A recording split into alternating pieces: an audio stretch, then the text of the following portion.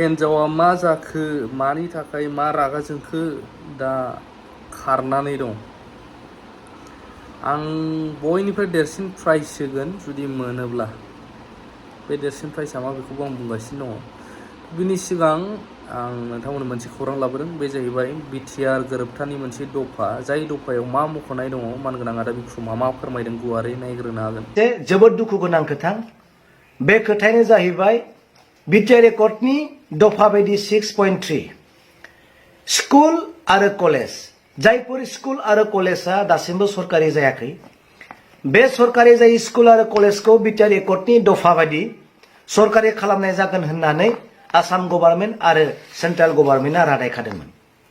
नाथाय आसाम सरकारनिफ्राय बिटिसि रायजोनिसिम गांसे लाइजाम, बे लाइजामानो जाहैबाय बेयाव बेबायदि लिरदों जे आसाम गभर्नमेन्टनि थाखाय मोनसेबो कलेज आरो मोनसेबो स्कुलखौ आसाम गभर्नमेन्टआ सरकारि खालामनो हानाय नङा होननानै बिटिआर रायजोनो बे लाइजामखौ हरदों। जोबोर दुखु गोनां। दिनै गोबां रायजो आरो मास्टरफोरा, इन्टेलेक्सुवेल रायजोफोरा सानदोंमोन स्कुल आरो कलेजखौ आसाम सरकारा प्रभिन्सियेलाइज खालामसिगोन बा सरकारि खालामसिगोन होननानै। नाथाय आसाम सरकारा खनसेयावनो नैबे लाइजामजों बिटिआर एकर्डनि 6.3 दफाखौ आरो बे रादायखौ आसाम सरकारा दिनै सिफायबाय आरो बोफ्लेजोबबाय। दिनै जोंनि माहारियारि आफाद आरो रायजोफोरा मा बुंगोन?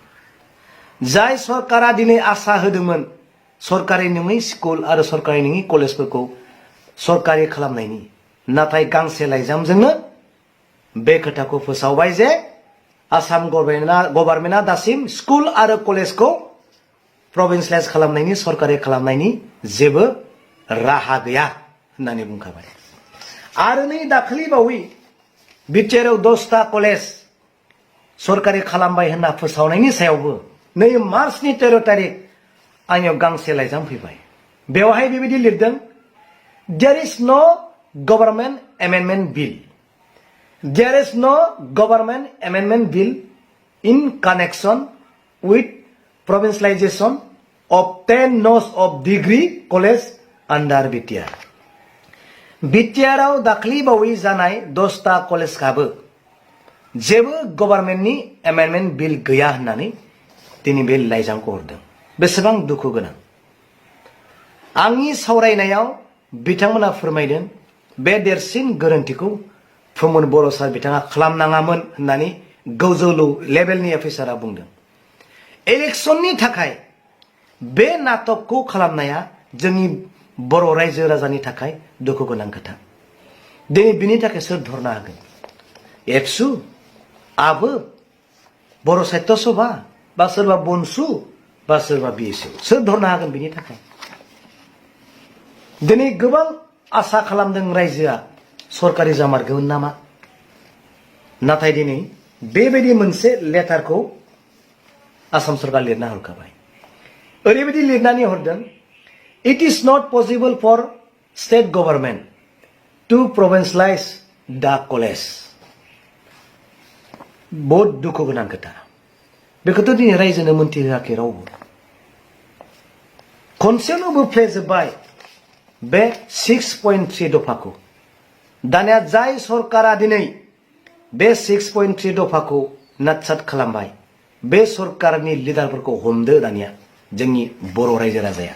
दिनै आं बे खोथाखौ मिथिहोबाय। बे लेटारखौ आं नोंथांमोननो होगोन, नोंथांमोना मोजाङै नायब्लानो जाबाय। गोरोन्थिफोर जाबायब्ला निमाहा।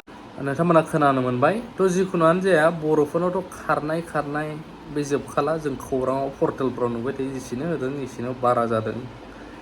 दाख्लैबो नै सोरबा सासेना खारबाय, आं फन हमासै, भिडिअ'आसै ओरैबायदि जावहरबाय आंखौ, आयै नों साला गिदिर इउटुबार एसे जानायखाय दुगा जादों नामा, बायनांगौ नामा, मा होनहरखो, जोंखौ नायस'ना नामा?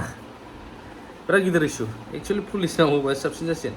थ' बयनिफ्राय देरसिन बान्था होगोन आं बर' हारिनि गेजेराव नैबे सासेखौबो मोनोबा, प्रेमा नार्जारि, चिरां जिल्लानि उन्दै गथ' सासे दंफायो, न'खरनि मानसिया नागिरगासिनो दङ।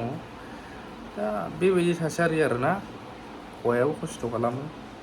नाथाय हौवाखौ गैया होननानै मिथिखायोमोनब्ला संसारा माबाया मानोथो लानाय बै हौवाखौ दा दे हौवाखौथ' मोजां मोनबावला दे होमबा नों मोजां मोनबा मानोथो गावनि असे आंगो गथ' उन्दैखौ मानो गारनानै थांखो गाबगासिनो दं बिमा नागिरनानै लांफामोन ना हौवाया गाज्रिबा थ' बेबायदि आरो बेखौ सोरबाफोर मोनोबा कन्टेक्ट खालामहरनो हागोन न'खरनि नाम्बार आरो आं गावबो हारसिं फैफिनोब्लाबो आं देरसिन बान्था होगोन बे बान्थाया मा मोनबासो मिथिसिगोन बयनिफ्राय देरसिन बान्था बर'फोरनि गेजेराव